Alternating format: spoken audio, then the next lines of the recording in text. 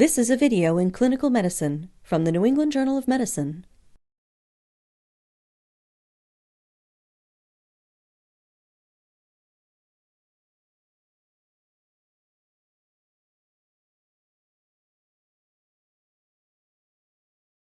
Examination of the neck veins is routinely performed to evaluate right atrial pressure and to estimate intravascular volume in patients with dyspnea, edema, or hypovolemia. In patients with dyspnea or edema, it is essential to estimate the venous pressure and to perform the abdominal jugular reflux test at the bedside, as will be described later in this video. If the venous pressure is elevated or the abdominal jugular reflux test result is abnormal, it is very likely that the patient has heart disease, for example, left or right ventricular failure. If the venous pressure and the abdominal jugular reflux test results are normal, the dyspnea or edema probably is not caused by heart disease, but by some other condition, such as pulmonary, liver, or kidney disease. The external and internal jugular veins receive blood from the brain, face, and neck, and they drain into the brachiocephalic veins. The retromandibular vein and the posterior auricular vein join at the angle of the mandible to form the external jugular vein, which receives blood from the outer part of the cranium and the deep tissues of the face and neck. The external jugular vein runs inferiorly in the subcutaneous tissue of the anterolateral region of the neck, beneath the platysma muscle but superficial to the sternocleidomastoid muscle. Then, the vein pierces the deep cervical fascia posterior to the clavicular head of the sternocleidomastoid muscle and drains into the subclavian vein. The internal jugular vein is formed by the convergence of the inferior petrosal sinus and the sigmoid durovenous sinus, which are in or just distal to the jugular foramen. In addition, the internal jugular vein descends alongside the internal carotid artery in the carotid sheath and continues posteriorly to the space between the two heads of the sternocleidomastoid muscle. Then the vein merges with the subclavian vein to form the brachiocephalic vein, which drains blood from the brain, face, and neck.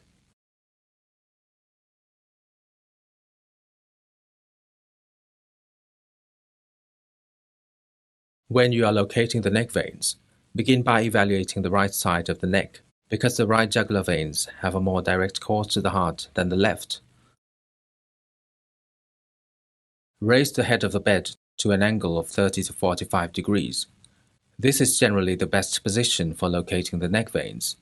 If you cannot locate the neck veins with the patient in this position, raise or lower the head of the bed by 15 to 30 degrees and look for the veins again. Raising the head of the bed results in a decrease in venous pulsations, while lowering the head of the bed results in an increase of the venous pulsations. However, in patients with conditions such as orthopnea, lowering the head of the bed might not be practical because it can worsen the patient's symptoms. Ask the patient to turn his or her head slightly to the left and relax the neck so that the sternocleidomastoid muscle is not excessively tense and does not obscure the venous pulsations. Dim the light in the room and shine a flashlight toward the patient's right ear. You should see the external jugular vein lying across the sternocleidomastoid muscle, directed toward the mandible. Two downward flicking movements should be visible at the superior portion of the vessel.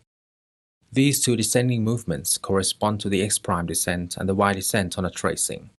In this tracing, you can see a jugular venous waveform that corresponds to different portions of the cardiac cycle.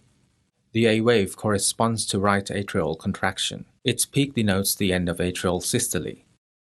The X descent denotes right atrial relaxation.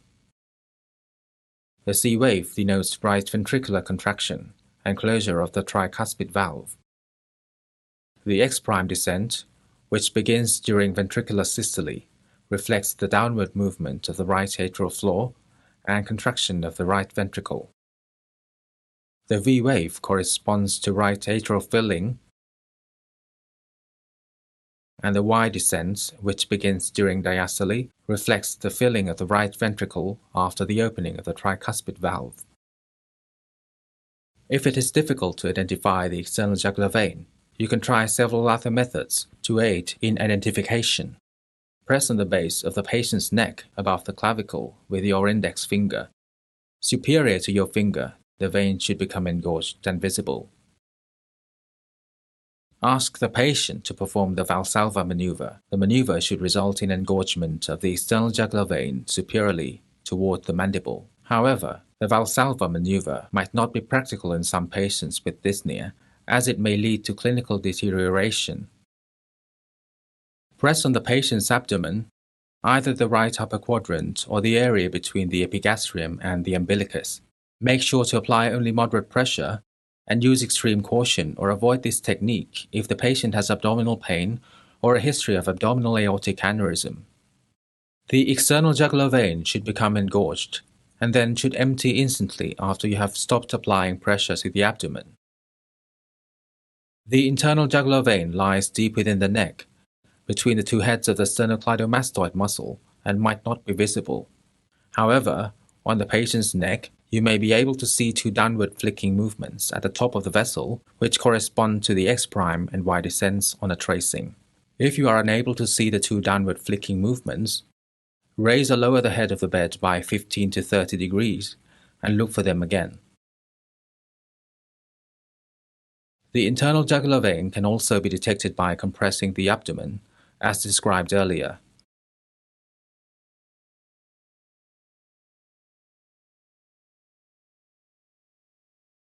To estimate the venous pressure, you can use either the external or internal jugular vein, in which the two descending movements are generally visible, because the pressure in both veins is similar. In hypovolemic patients, the methods mentioned previously may not identify the jugular veins. In this case, placing the patient in the Trendelenburg position may permit identification of the jugular veins.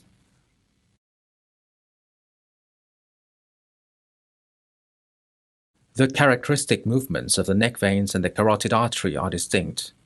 During ventricular systole, the jugular veins have two inward movements, and the carotid artery has one outward movement.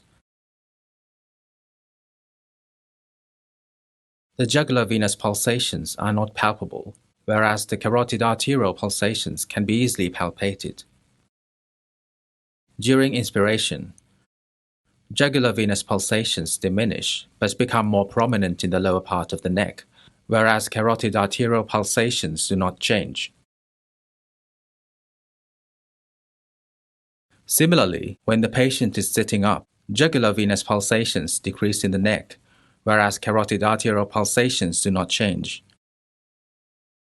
When the abdominal pressure is increased, jugular venous pulsations become more prominent and move higher in the neck, whereas carotid arterial pulsations do not change.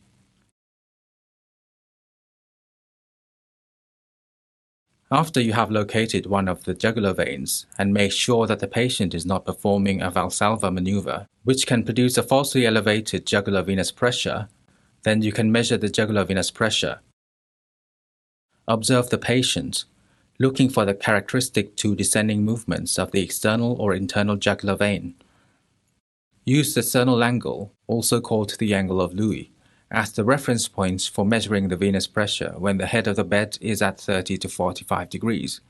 Note that the sternal angle is not an accurate reference point when the patient is in a completely supine or completely upright position. This is because the neck veins are fully engorged when the patient is in the supine position and fully collapsed when the patient is sitting or standing upright. Using a small metric ruler, measure the distance from the highest point of venous pulsation to the sternal angle. A distance of less than 3 centimeters is normal. You can add 5 to this distance to estimate the jugular venous pressure in centimeters of water. Thus, when the jugular venous pressure is more than 3 centimeters above the sternal angle, which is the distance that corresponds to 8 centimeters of water, the pressure is considered to be elevated. The presence of elevated jugular venous pressure is 57% sensitive and 93% specific for the detection of elevated right atrial pressure. A totally flat jugular venous pressure corresponds to less than 5 centimeters of water and generally indicates hypovolemia.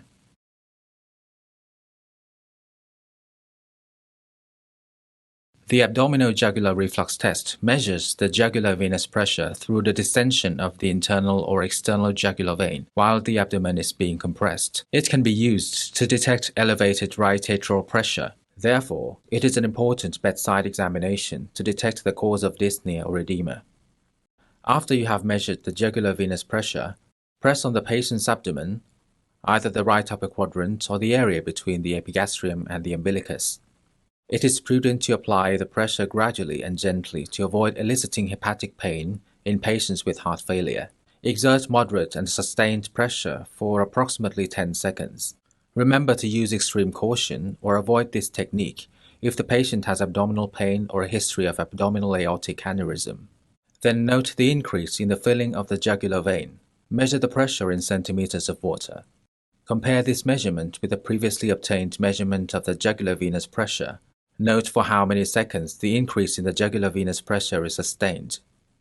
The abdomino-jugular reflux test result is abnormal when the increase in the jugular venous pressure is more than 4 centimeters of water and is sustained for the entire 10 seconds of abdominal compression.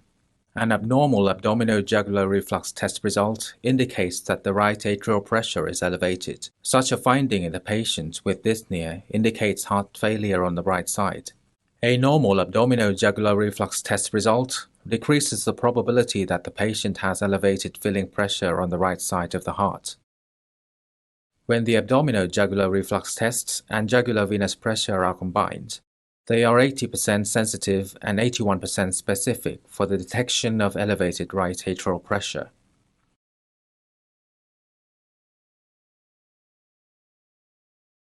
Paradoxical elevation of the jugular venous pressure during inspiration is called Kussmaul's sign.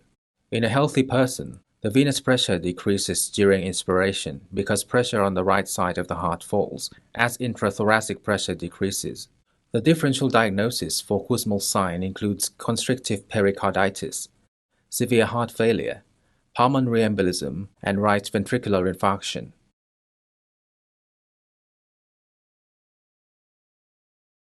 Examination of the neck veins can be easily performed in less than a minute and poses little risk to the patient.